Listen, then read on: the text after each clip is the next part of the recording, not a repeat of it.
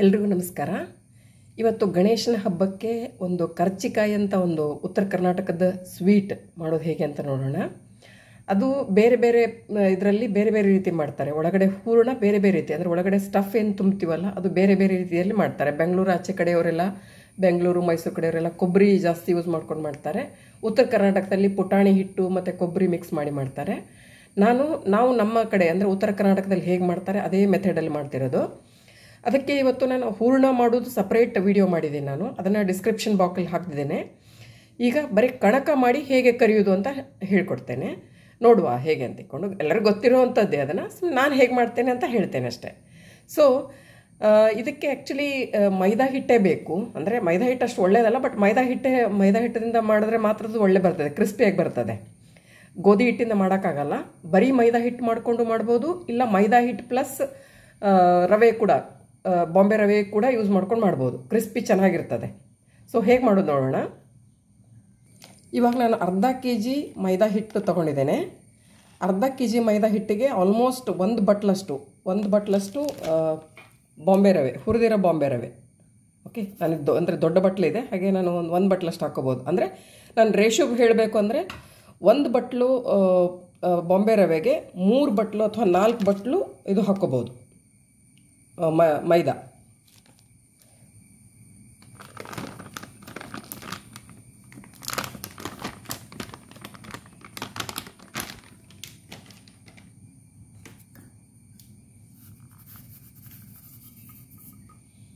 ಸ್ವಲ್ಪ ಉಪ್ಪು, ಒಂದು 2 ಚಿಟಿಕೆ ಉಪ್ಪು ಸಾಕು ಇದಕ್ಕೆ. ಸೊ ಇದಕ್ಕೆ ಒಂದು ಸ್ವಲ್ಪ ತುಪ್ಪ, 1 ಟೇಬಲ್ ಸ್ಪೂನಿಂದ 3 ಸ್ಪೂನ್ ತುಪ್ಪ, 2 ರಿಂದ 3 ಸ್ಪೂನ್ ತುಪ್ಪ ಹಾಕಿದ್ರೆ ಒಳ್ಳೇದು ಬರ್ತದೆ. ಅಥವಾ ಇಲ್ಲ ತುಪ್ಪ ಬೇಡ ಅನ್ನೋರು ಎಣ್ಣೆ ಕೂಡ ಹಾಕೋಬೋದು. ಸೊ ನಾನೀಗ 3 ಟೇಬಲ್ ಸ್ಪೂನ್ ತುಪ್ಪ ಹಾಕಿದ್ದೇನೆ. ಹಾಕಿ ಫಸ್ಟ್ ಒಂದು ರೌಂಡ್ ಮಿಕ್ಸ್ ಕೊಡಬೇಕು ಕೈಯಿಂದನೇ, ಜಸ್ಟ್ ಡ್ರೈ ವಿತ್ ಇದು ನೀರು ಹಾಕೋಕ್ಕಿಂತ ಮುಂಚೆನೇ ಹೀಗೆ ಡ್ರೈಯಿಂದ ಒಂದು ಮಿಕ್ಸ್ ಕೊಟ್ಟರೆ ಅದರಲ್ಲಿ ಉಪ್ಪು ಎಲ್ಲ ತುಪ್ಪ ಎಲ್ಲ ಕರೆಕ್ಟಾಗಿ ಮಿಕ್ಸ್ ಆಗ್ತದೆ. ಪ್ರಾಪರಾಗಿ ಮಿಕ್ಸ್ ಕೊಡಿ.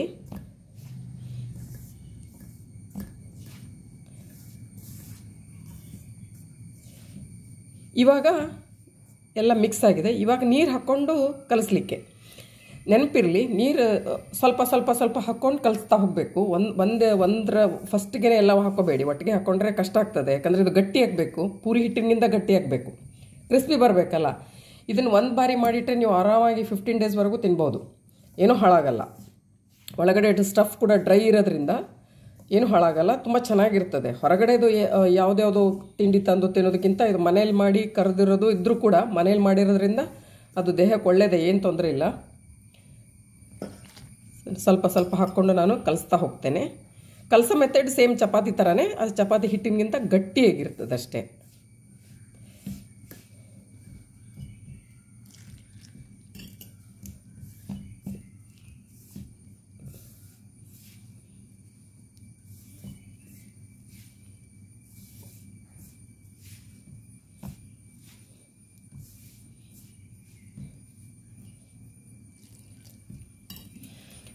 ಇದು ನಿಮಗೆ ಆ್ಯಕ್ಚುಲಿ ಕಲಿಸಿದ ಮೇಲೆ ಒಂದು 15 ಮಿನಿಟ್ಸ್ ಇಟ್ಟರೆ ಒಳ್ಳೆಯದು.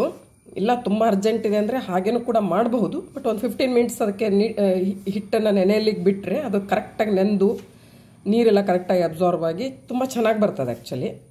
ಸೊ ನಾನು ಮಾಡಿ ಇದೊಂದು ಹಿಟ್ಟನ್ನಾದಿಟ್ಟು ಒಂದು 20 ಮಿನಿಟ್ಸ್ ನೆನೆ ಇಡ್ತೇನೆ. ಅಂದರೆ ಲಿಡ್ ಕ್ಲೋಸ್ ಮಾಡಿ ಇಡ್ತೇನೆ. ಕೆಲವರೆಲ್ಲ ಕಾಟನ್ ಬಟ್ಟೆ ಹಾಕಿಡಿ ಅಂತ ಹೇಳ್ತಾರೆ. ಕಾಟನ್ ಬಟ್ಟೆ ಬೇಡ. ಕಾಟನ್ ಬಟ್ಟೆ ಏಕೆ ಬೇಡ ಅನ್ನೋದಂದರೆ ಅದು ಇದರಲ್ಲಿ ನೀರಿರೋದನ್ನು ಅಬ್ಸಾರ್ವ್ ಆಗ್ತದೆ, ಕಾಟನ್ ಬಟ್ಟೆ ಅಬ್ಸಾರ್ವ್ ಮಾಡ್ಕೋತದೆ. ಸೊ ಅದು ಬೇಕಿಲ್ಲ. ಜಸ್ಟ್ ಒಂದು ಲಿಡ್ ಕ್ಲೋಸ್ ಮಾಡಿ ಒಂದು 20 ಮಿನಿಟ್ಸ್ ಬಿಟ್ಟು ಮತ್ತೆ ಮಾಡೋಕ್ಕಿಂತ ಮುಂಚೆ, ಅಂದರೆ ಕರ್ಚಿಕಾಯಿ ಮಾಡೋಕ್ಕಿಂತ ಮುಂಚೆ ಇನ್ನೊಮ್ಮೆ ಹಿಟ್ಟು ಮಿದ್ಕೋಬೇಕು. ಹಿಟ್ಟು ಮಿದಿಯೋದು ಭಾರಿ ಇಂಪಾರ್ಟೆಂಟ್. ಅಂದರೆ ಅದ್ರ ಮೇಲೆ ಸ್ಕಿನ್ ಸ್ವಲ್ಪ ಮೇಲ್ಗಡೆದು ಇದು ಸ್ವಲ್ಪ ಗಟ್ಟಿಯಾಗಿರ್ತದೆ. ಸೊ ಹಾಗಾಗಿ ಒಂದು ಬಾರಿ ನೀಟಾಗಿ ಮಿದ್ಕೊಂಡು, ಸೇಮ್ ಪುರಿ ಹೇಗೆ ನಾವು ಪುರಿ ಲಟ್ಟಿಸ್ತೀವಲ್ಲ ಅದೇ ಥರ ಲಟ್ಟಿಸಿ ಅದರಲ್ಲಿ ಹೂರಣ ತುಂಬಿ, ಅಂದರೆ ಕೆಲವರು ಹೂರಣ ಅಂತಾರೆ, ಕೆಲವರು ನಮ್ಮ ಆಚೆ ನಾವೆಲ್ಲ ಸೂಸ್ಲಾ ಅಂತ ಹೇಳ್ತೇವೆ. ಅದಕ್ಕೆ ಒಳಗಡೆ ಹಾಕೋದೇನು ಸ್ಟಫ್ ಐತಲ್ಲ ಅದಕ್ಕೆ ನಾವು ಹೂರಣ ಅಂತೇವೆ, ಸೂಸ್ಲಾ ಅಂತೇವೆ. ಸೊ ಬೇರೆ ಬೇರೆ ಇದರಲ್ಲಿ ಬೇರೆ ಬೇರೆ ರೀತಿ ಹೇಳ್ತಾರೆ ಅದಕ್ಕೆ.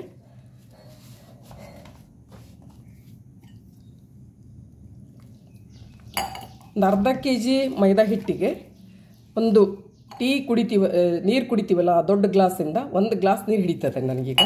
ಆದರೆ ಅದು ಡಿಪೆಂಡ್, ಅಂದರೆ ಮೈದಾ ಹಿಟ್ಟಿನ ಮೇಲೆ ಹೋಗ್ತದೆ ಅದು.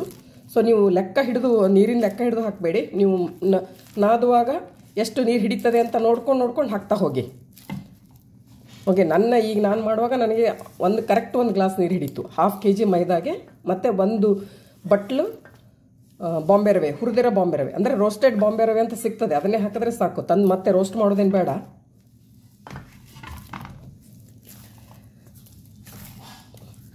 ಹೇಳಿದ್ನಲ್ಲ ಸ್ವಲ್ಪ ಗಟ್ಟಿ ಅಂಥೇಳಿ, ಗಟ್ಟಿ ಮಾಡಿಕೊಂಡು ಮುಚ್ಚಿಡಬೇಕು.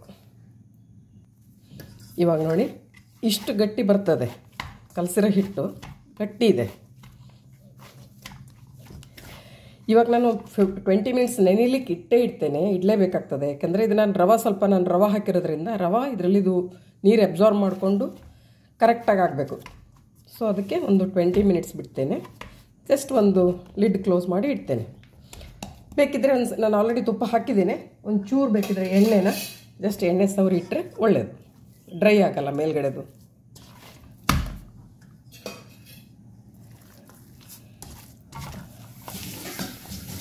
ಜಸ್ಟ್ ಲಿಡ್ ಕ್ಲೋಸ್ ಮಾಡಿ ಇಡ್ತಾ ಇದ್ದೀನಿ. ಇಷ್ಟೇ. ಇವಾಗ 15 ನಿಮಿಷ ಆಗಿದೆ.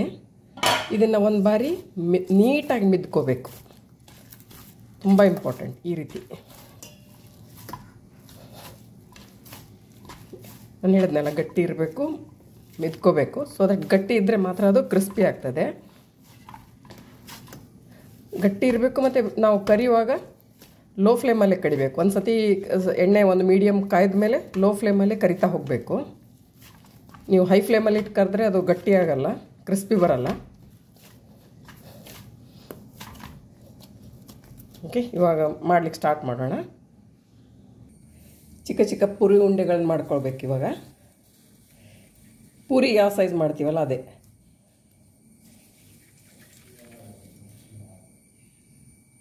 ತುಂಬ ದೊಡ್ಡದು ಮಾಡಲಿಕ್ಕಾಗಲ್ಲ, ಆದಷ್ಟು ಚಿಕ್ಕದೇ ಚೆಂದ ಇದೆ ಆ್ಯಕ್ಚುಲಿ. ನಾನೀಗೊಂದು 8ರಿಂದ 10 ಉಳ್ಳಿಗಳು ಮಾಡಿಕೊಂಡು ಅದನ್ನು ತುಂಬಿ ಕರೆದ್ಬಿಟ್ಟು ಮತ್ತೆ ನೆಕ್ಸ್ಟ್ ಲಾಟ್ ಹಾಗೆ. ಇಲ್ಲದಿದ್ದರೆ ಅದು ಡ್ರೈ ಆಗ್ತದೆ, ನಾವು ಹಾಗೆ ಮಾಡಿಟ್ಟು ಇದು ಮಾಡುವಾಗ ಡ್ರೈ ಆಗ್ತದೆ. ಸೊ ಅದಕ್ಕೆ ನಾನೇನು ಮಾಡ್ತಾಯಿದ್ದೀನಿ ಅಂದರೆ ಸುಮಾರು 8ರಿಂದ 10 ಇದು ಮಾಡ್ಕೊಳ್ಳೋದು, ಅದನ್ನು ಫಿಲ್ ಮಾಡಿ ಕರಿಯೋದು, ಮತ್ತು ನೆಕ್ಸ್ಟ್ ಬ್ಯಾಚ್. ಇವಾಗೆಲ್ಲ ಮುಂಚೆ ಎಲ್ಲ ನಮ್ಮಮ್ಮ ಅದೆಲ್ಲ ಹೇಗೆ ಮಾಡ್ತಿದ್ರು ಅಂದರೆ ಅವ್ರಿಗೆ ಒಟ್ಟೊಟ್ಟೆ ಸುಮಾರು ಜನ ಇರ್ತಿದ್ರು, ಪ್ಯಾರಲಲ್ಲಿ ನಡೀತಾ ಇತ್ತು. 4-5 ಜನ ಸೇರಿಕೊಂಡು ಮಾಡ್ತಿದ್ರು. ಅಕ್ಕಪಕ್ಕದವರೆಲ್ಲ ಒಬ್ಬೊಬ್ರು ಮನೇಲಿ ಇವತ್ತು ಒಬ್ರದ್ದು ಮಾಡಿದ್ರೆ ಇನ್ನೊಬ್ರು ಮತ್ತೊಬ್ಬರು ಮನೇಲಿ ಮಾಡ್ತಿದ್ರು. ಹಾಗಾಗಿ ಅಷ್ಟೇನು ತೊಂದರೆ ಆಗ್ತಿರಲಿಲ್ಲ. ಈಗ ನಾವು ಒಬ್ಬರೇ ಮಾಡುವಾಗ ಆ ರೀತಿ ಮಾಡ್ಕೊಳ್ಳೋದು ಬೆಟರ್. ಸೊ ಈ ರೀತಿ ಮಾಡ್ಕೊಂಡಿದ್ದೇನೆ. ಇವಾಗ ಪೂರಿ ಥರ ಲಟ್ಸ್ಬಿಟ್ಟು ಫಿಲ್ ಮಾಡಿ ಮಾಡೋದು. ಈಗ ತುಂಬ ಕಡಿಮೆ ಹಿಟ್ಟು ಹಾಕ್ಕೊಂಡು, ಅಥವಾ ಹಿಟ್ಟು ಇಲ್ಲದೇ ಮಾಡಬೇಕು. ಯಾಕಂದರೆ ಅದು ಏನು ಗೊತ್ತಾ, ನಾವು ಹಿಟ್ಟು ಇದಾಗ ಅದರಲ್ಲಿ ಒಳಗಡೆ ಬಿಟ್ಟಾಗ ಎಣ್ಣೆಯಲ್ಲಿ ಕರಿಯುವಾಗ ಅದು ಹಿಟ್ಟಿದ್ರೆ ಎಣ್ಣೆ ಹಾಳಾಗ್ತದೆ ಬೇಗ. ಮಿನಿಮಮ್ ಹಿಟ್ಟು, ಅಂದರೆ ಆದಷ್ಟು ಇಲ್ಲದೇ ಇದ್ದರೆ ತುಂಬ ಒಳ್ಳೆಯದು. ತುಂಬ ತೆಳ್ಳಗೆ ಮಾಡಬೇಕು ಮಾತ್ರ ಇದನ್ನು.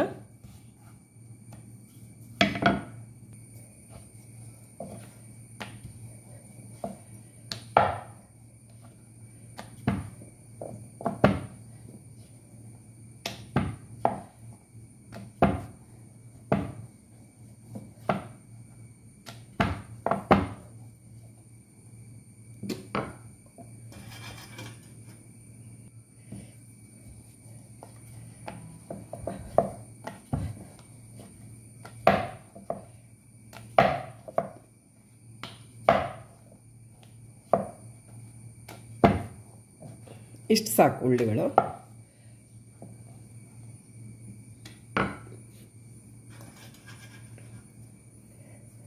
ಸರಿ, ಹಿಟ್ಟು ಬೇಡ.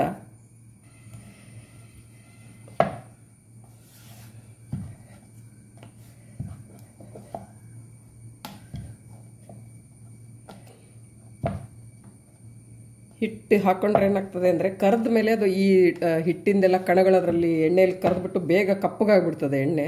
ಸೊ ಅದಕ್ಕೆ ನೆನಪಿರಲಿ.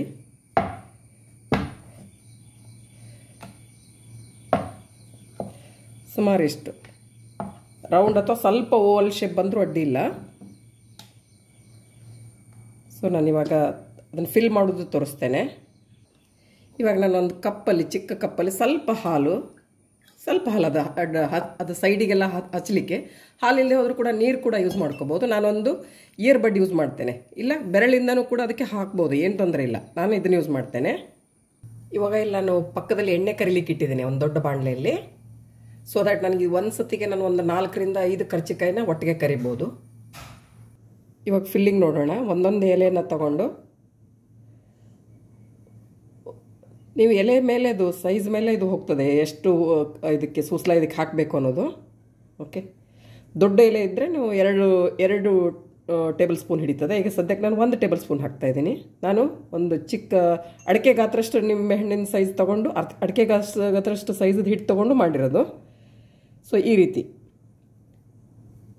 ಓಕೆ, ನೆನಪಿರಲಿ, ಈ ಎಡ್ಜಸ್ ಎಲ್ಲ ನೀಟಾಗಿ ಪ್ರೆಸ್ ಮಾಡಬೇಕು. ಇಲ್ಲದಿದ್ದರೆ ಎಣ್ಣೆಯಲ್ಲಿ ಬಿಟ್ಕೊಂಡ್ರೆ ಎಣ್ಣೆ ಪೂರ್ತಿ ಹಾಳಾಗ್ತದೆ. ಸರಿ ಪ್ರೆಸ್ ಮಾಡದೆ ಹೋದರೆ ಎಣ್ಣೆ ಪೂರ್ತಿ ಹಾಳಾಗ್ತದೆ. ಸೊ ಇಷ್ಟು. ನೆಕ್ಸ್ಟ್ ಒಂದು ತೋರಿಸ್ತೇನೆ. ತೆಳು ಎಲೆ,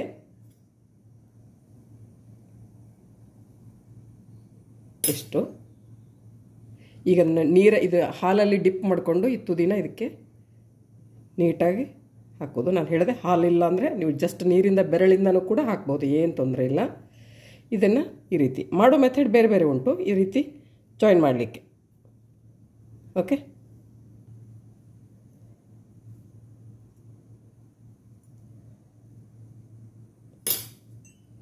ಈ ಬೆರಳಿಂದ ಅಂದರೆ ಈ ರೀತಿ ಯಾವುದಾದ್ರೂ ಬೆರಳಿಂದ ಹಿಂಗೆ ತಗೊಂಡು ಜಸ್ಟ್ ಒಂದು ಆ ಹಾಲು ಅಥವಾ ನೀರು ಹಾಕಿದ್ರೆ ಸಾಕು. ಆಮೇಲೆ ಜಾಯಿನ್ ಮಾಡ್ಕೋಬೋದು. ಹೀಗೇನೂ ಕೂಡ ಮಾಡ್ಕೋಬೋದು. ಹೀಗೆ ಮಾಡಿ ಅದನ್ನು ಪ್ರೆಸ್ ಮಾಡ್ತಾ ಹೋಗೋದು. ನೆನಪಿರಲಿ, ಇದು ಎಡ್ಜಸ್ ನೀಟಾಗಿ ಪ್ರೆಸ್ ಆಗಬೇಕು.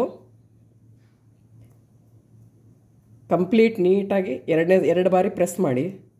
ಸೊ ದ್ಯಾಟ್ ಏನು ಬಿಟ್ಕೋಬಾರ್ದು. ಎಣ್ಣೆಯಲ್ಲಿ ಹಾಕಿದಾಗ ಬಿಟ್ಕೊಂಡ್ರೆ ಭಾರಿ ಕಷ್ಟ ಆಗ್ತದೆ. ಎಣ್ಣೆ ಮತ್ತೆ ಚೇಂಜ್ ಮಾಡಲಿಕ್ಕಾಗಲ್ಲ, ತುಂಬ ಎಣ್ಣೆ ಇದಾಗ್ತದೆ. ಸೊ ಇವಾಗ ನಾನು ಒಂದು 4-5 ಮಾಡಿ ಇಟ್ಕೊಂಡಿದ್ದೇನೆ. ಕರಿಯೋಣ ಇವಾಗ. ಎಣ್ಣೆ ಕಾದಿದೆ ಅಂದರೆ ನಿಮಗೆ ಅದರದ್ದು ಸ್ವಲ್ಪ ಬಿಸಿ ಗೊತ್ತಾಗ್ತದೆ. ತುಂಬ ಓವರ್ ಬಿಸಿ ಆಗಬಾರ್ದು. ನಾನು ಆಗಲೇ ಹೇಳಿದೆ, ಅದು ಇದಾಗಿ ಹೋಗ್ತದೆ, ಒಂದು ಬಾರಿಗೆ ಕೆಂಪಾಗಿ ಹೋಗ್ಬಿಡ್ತದೆ ಇದು.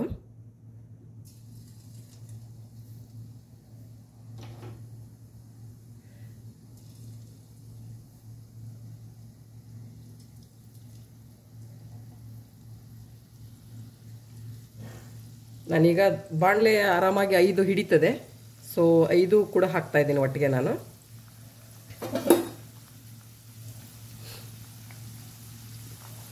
ನಾನು ಹೇಳಿದೆ, ಎಣ್ಣೆ ಕಾಯ್ದ್ಮೇಲೆ ಜಸ್ಟ್ ಮೀಡಿಯಮ್ ಅಥವಾ ಲೋ ಮೀಡಿಯಮ್ ಫ್ಲೇಮ್ದಲ್ಲಿ ಇಟ್ಟು ಕರಿಲಿಕ್ಕಿದು.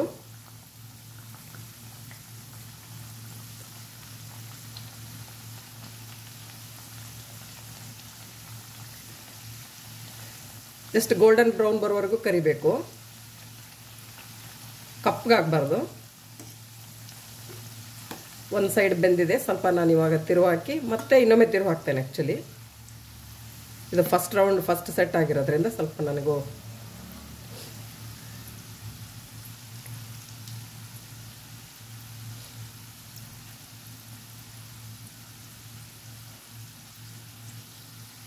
ಇವಾಗ ಈ ರೀತಿ ಇನ್ನೊಂದು ರೌಂಡ್ ನಾನು ಇದು ಮಾಡ್ತೇನೆ. ಸರಿ, 2 ಕ್ರಿಸ್ಪಿ ಬೇಯಬೇಕಲ್ಲ, ಸ್ಲೋ ಆಗಿ ಲೋ ಫ್ಲೇಮಲ್ಲಿ ಇಟ್ಟು ಬೇಯಿಸೋದು. ಇದು ನಾವು ಗಣಪತಿಗೆ ಒಂದು ಶೋರ್ ಮಾಡುವಂಥ ತಿಂಡಿ ಇದು. ಬೆಂಗಳೂರಲ್ಲೆಲ್ಲ ಇದನ್ನು ಒಳಗಡೆ ಸ್ಟಫು ಕೊಬ್ಬರಿ ಮತ್ತು ಸಕ್ಕರೆ ಹಾಕಿ ಮಾಡ್ತಾರೆ. ನಾವು ಉತ್ತರ ಕರ್ನಾಟಕದವರು ಯೂಶಲಿ ಬೆಲ್ಲ, ಪುಟಾಣಿ ಪುಡಿ, ಒಣ ಕೊಬ್ಬರಿ, ಕಸಕಸೆ, ಏಲಕ್ಕಿ ಪುಡಿ, ಜಾಜಿಕಾಯಿ ಪುಡಿ ಮತ್ತು ಬಿಳಿ ಎಳ್ಳು ಇದನ್ನೆಲ್ಲ ಹುರ್ಕೊಂಡು ಲೋ ಫ್ಲೇಮಲ್ಲಿ ಹುರ್ಕೊಂಡು ಹಾಕಿ ಮಾಡೋದು. ನಿಮ್ಗೆ ಗೊತ್ತಾಗ್ತದೆ ಇದು ಆರಾಮಾಗಿ ಮುಗಿಯುವಾಗ ಕಲರ್ ಸ್ವಲ್ಪ ಚೇಂಜ್ ಆಗ್ತದೆ. ಇದು ಅಂದರೆ ಈ ತಿಂಡಿ ಎಲ್ಲ ಒಂದು 15 ಡೇಸ್ ಆರಾಮಾಗಿ ಇಟ್ಟು ತಿನ್ಬೋದು, ಏನೂ ಹಾಳಾಗಲ್ಲ. ಒಳಗಡೆದು ಸ್ಟಫ್ ಕೂಡ ಡ್ರೈ ಆಗಿರೋದ್ರಿಂದ ಹೆಲ್ದಿ ಕೂಡ. ಹೊರಗಡೆಯಿಂದ ನಾವು ತರುವಾಗ ಎಷ್ಟು ಅವರು ಏನೇನು ಹಾಕ್ತಾರೆ, ಯಾವ ಆಯಿಲ್ ಯೂಸ್ ಮಾಡ್ತಾರೆ ಅಂತ ಗೊತ್ತಾಗಲ್ಲ. ಸೊ ಮನೆಯಲ್ಲಿ ಮಾಡುವಾಗ ನಾವು ಮಾಡಿದ ಖುಷಿ ಕೂಡ ಇರ್ತದೆ, ನಾವು ಮಾಡಿರೋ ತಿಂಡಿ ಅಂಥೇಳಿ. ಮಕ್ಕಳಿದ್ದವರೆಲ್ಲ ಆದಷ್ಟು ಪ್ರಿಫರೇಬಲಿ ಮನೆಯಲ್ಲೇ ಮಾಡ್ಕೊಂಡು ತಿನ್ನಿ.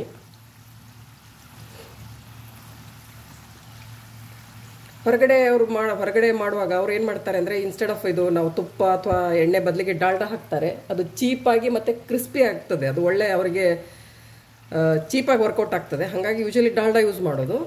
ಡಾಲ್ಡಾ ಮತ್ತು ಪಾಮ್ ಆಯಿಲ್ ಯೂಸ್ ಮಾಡ್ತಾರೆ. ಅಷ್ಟು ಹೆಲ್ತಿಗೆ ಒಳ್ಳೆಯದಲ್ಲ. ಇವಾಗೆಲ್ಲ ತುಂಬ ಹೆಲ್ತ್ ಇಶ್ಯೂಸ್ ಆಗ್ತದಲ್ಲ.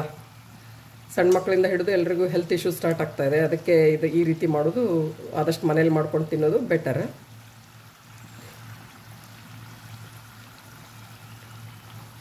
ನೋಡಿ, ಇವಾಗ ಗೋಲ್ಡನ್ ಬ್ರೌನ್ ಬರ್ತಾ ಉಂಟು. ನಾನು ಫ್ಲೇಮ್ ಕಮ್ಮಿನೇ ಇಟ್ಟಿದ್ದೀನಿ.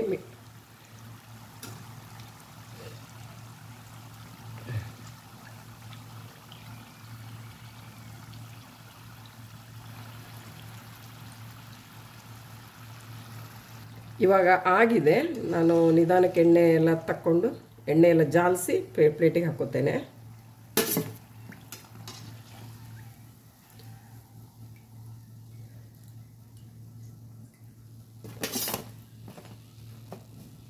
ಇವಾಗ ದೇವರಿಗೆ ನೈವೇದ್ಯ ಕೊಟ್ಟು ನಾನು ತೋರಿಸ್ತೇನೆ ಇದು ಹೇಗೆ ಅಂಥೇಳಿ, ಒಳಗಡೆ ಹೇಗಾಗಿದೆ ಅಂಥೇಳಿ. ದೇವರಿಗೆ ನೈವೇದ್ಯ ಮಾಡಿ ತಂದಿರೋದು ಇವಾಗ. ಇಲ್ಲಿ ನೋಡಿ, ಇಲ್ಲಿ ಇಷ್ಟು ಚೆಂದ ಆಗಿದೆ. ಕ್ರಿಸ್ಪಿ ಸೌಂಡ್ ಗೊತ್ತಾಯ್ತಲ್ಲ. ಈ ರೀತಿ ಲೋ ಫ್ಲೇಮಲ್ಲೇ ಇಟ್ಟೆ ಮಾಡಿ. ಹಿಟ್ಟು ನೆನಪಿರಲಿ, ಗಟ್ಟಿ ಇರಬೇಕು.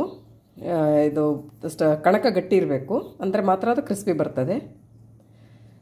Thank you. ನಿಮಗೆ ಈ ವಿಡಿಯೋ ಇಷ್ಟ ಆಗಿದ್ದರೆ ಒಂದು ಲೈಕ್ ಕೊಡಿ, ಶೇರ್ ಮಾಡಿ, ಸಬ್ಸ್ಕ್ರೈಬ್ ಆಗಿ ನನ್ನ ಚಾನಲ್ಗೆ. Thank you so much.